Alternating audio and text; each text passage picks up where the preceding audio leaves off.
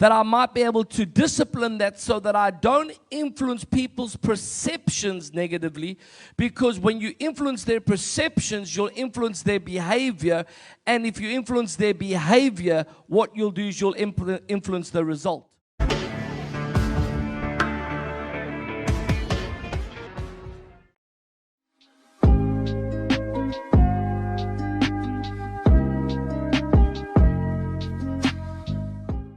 I want to tell you just a short story about an encounter that I've had with a gentleman.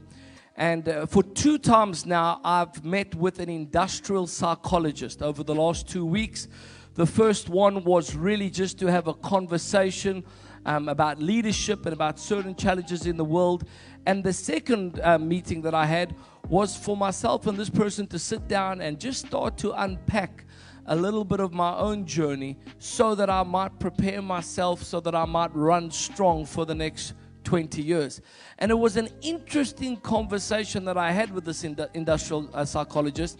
And one of the things that really came out, the highlight at which I wanted to start off this morning and speak to you was that he started to explain to me that you get perceptions which influence behavior, and behavior that influences results. Now just stay with me for a moment. Perceptions that influence behavior, and behavior that influences results. And he started to speak to me about making sure that I am able to discipline my lifestyle and my language out of my mouth and my tongue and every other aspect, that I might be able to discipline that so that I don't influence people's perceptions negatively, because when you influence their perceptions, you'll influence their behavior, and if you influence their behavior, what you'll do is you'll influence the result. Hi, Jasper Basson here. I just wanted to remind you about the Daily Entrepreneur Tips series. It's a business growth series for entrepreneurs and contains financial information and also information to grow you as a person and your business, because we will never grow our business any higher than we grow ourselves. So click on the link below and I will send you daily information to grow you as a person and your business, and it's for 365 days of the year. Let me give you an example. You turn around and you say these words to your children: there's no future in this country for you. Your words have influenced their perception. Their perception now influences their behavior. Their behavior now influences the result.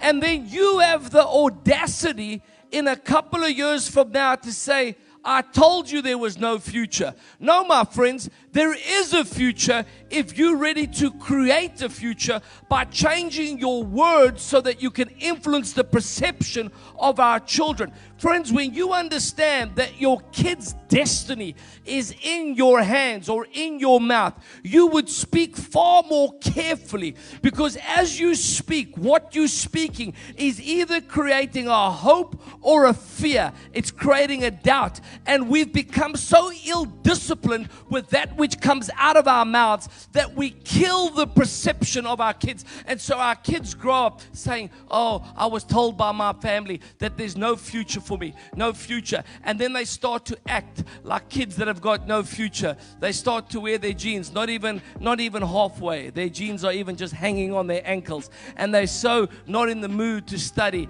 and they don't really care about anything. And you're wondering about their behavior. But my friends, it's got nothing to do with their behavior. It's got to do with the perception. And therefore, we need to be speaking to our kids, and we need to be speaking to our grandkids, and we need to be telling them they are the head and not the tail. They are going forwards and they're not going backwards. They will know the goodness of the Lord in the land of the living, and all their days they will see the provision of God. You see, when you start to speak that way to your kids, they get a perception change. Now they start to change their behavior. They start to act like victorious people, and when they're able to do that, the result is victory. Hello, somebody.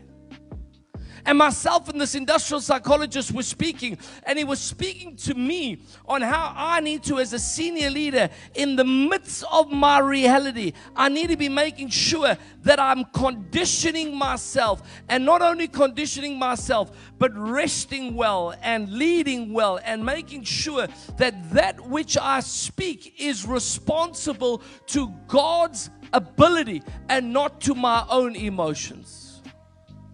And forgive me, family, for those that are online right now, I'm afraid to say that we have become ill-disciplined in our mouths, and now we're wanting to recognize it to be the problems of other people.